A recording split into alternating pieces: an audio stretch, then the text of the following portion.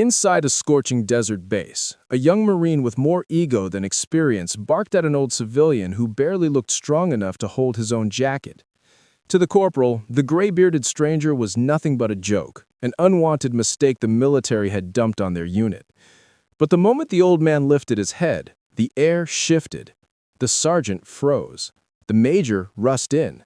And before the young Marine could understand why the entire chain of command suddenly acted like they were standing in front of a legend, an unmarked helicopter touched down just for him.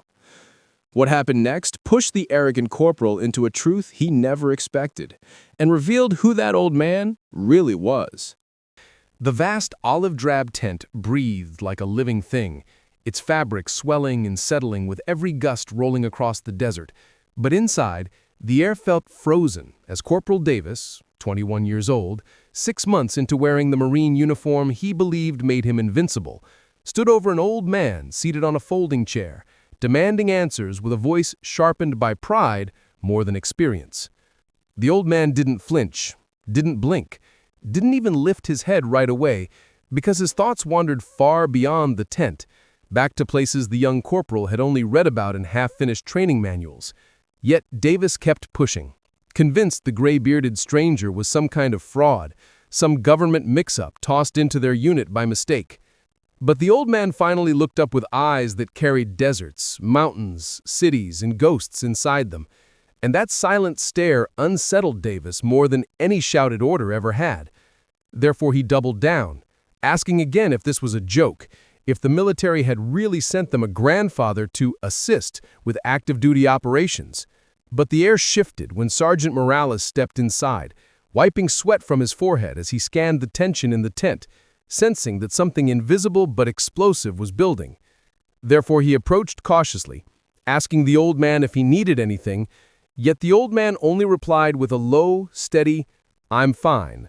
And that small response created a conflict none of them fully understood, because Morales recognized the tone instantly. It was the same tone he'd heard from men who'd survived things that never made it into the records. Yet Davis didn't see it, didn't feel it, didn't understand the weight behind it.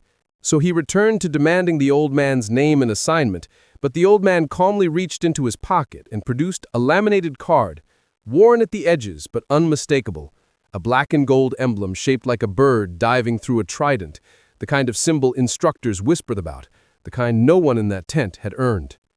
And Davis froze, because this didn't make sense.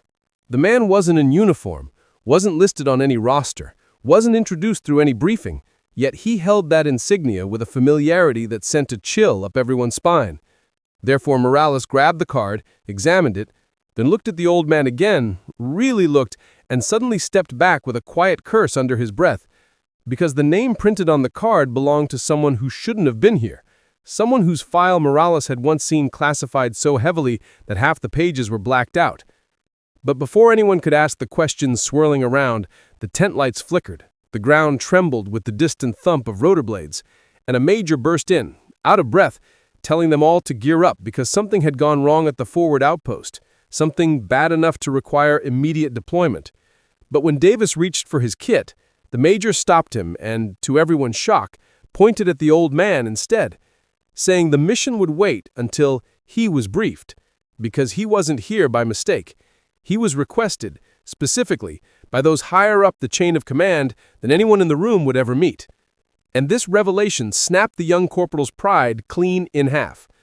Therefore, a strange silence settled across the tent as the major escorted the old man outside into the blazing sunlight where an unmarked helicopter waited, its rotors slicing the air with urgency. But the old man paused at the entrance, glanced back at Davis, and with a voice barely above a whisper, told him, "Respect is earned in ways you can't yet imagine," leaving the young Marine with an uneasy mix of embarrassment, curiosity, and the first hints of humility he'd ever felt in uniform. But before Davis could process any of it, Morales nudged him toward the flap, telling him to pay attention, because men like that don't just appear. They're summoned for reasons that usually mean danger is closer than anyone realizes. Therefore the corporal followed slowly, watching as the helicopter lifted off with the old man, disappearing into the horizon like a shadow returning home. And though no one said it out loud, Every Marine in that tent sensed that whatever was coming next would change the balance of their deployment, because someone with a past deep enough to bury entire histories had just been pulled out of retirement. But the strangest part was this.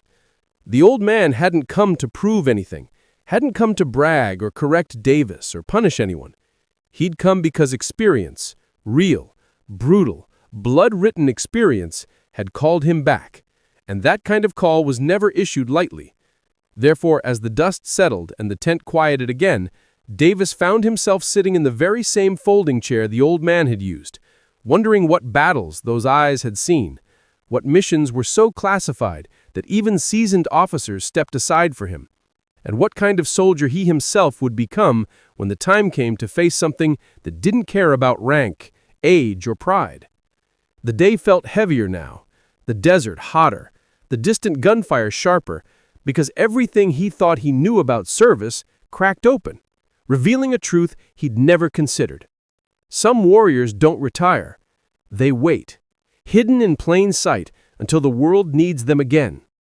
But as Davis stared at the dusty horizon where the helicopter had vanished, a new conflict rose inside him, one he wasn't ready for but couldn't ignore, because whether he liked it or not, the old man's presence had opened a loop in his mind that wouldn't close until he knew who that man really was, what mission required his return, and why fate had decided to teach a young Marine his most humiliating, unforgettable lesson.